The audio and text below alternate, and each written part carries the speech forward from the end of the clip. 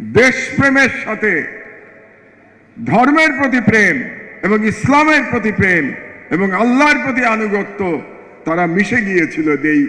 এই দুই আদর্শ মিশে গিয়েছিল। এই কারণেই এবার আমরা বিজয় লাভ করেছি। যে মুহূর্তে আপনার দেশপ্রেমের সাথে ঈমান একসাথে একাকার হয়ে যাবে, তারপরে পৃথিবীর কোনো শক্তি নাই সেই মিলিত শক্তিকে পরাজিত করতে পারে। এটা 2024 সালে এটা প্রমাণিত হয়েছে। এবং 2024 সালের যদি আপনারা 4 আগস্ট এবং 5 আগস্টের দিকে তাকান, তাহলে কি একটি অসাধারণ লড়াই আমরা দেখতে পাই।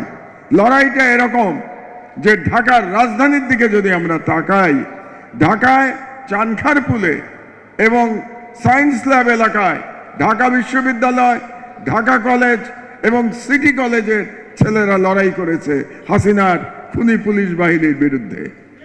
অপরদিকে বাড্ডা অঞ্চল উত্তরাতে প্রাইভেট ইউনিভার্সিটির ছেলেরা লড়াই করেছে হাসিনার খুনি পুলিশদের বিরুদ্ধে। আবার ওইদিকে যাত্রাবাড়িতে কওমি মাদ্রাসার ছেলেরা লড়াই করেছে হাসিনার পুলিশের বিরুদ্ধে।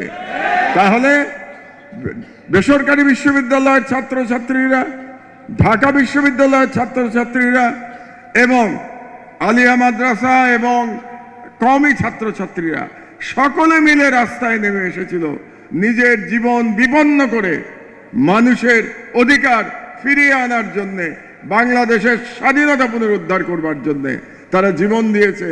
জীবন দিয়ে আমাদেরকে নতুন বাংলাদেশ তারা উপহার দিয়ে গেছে।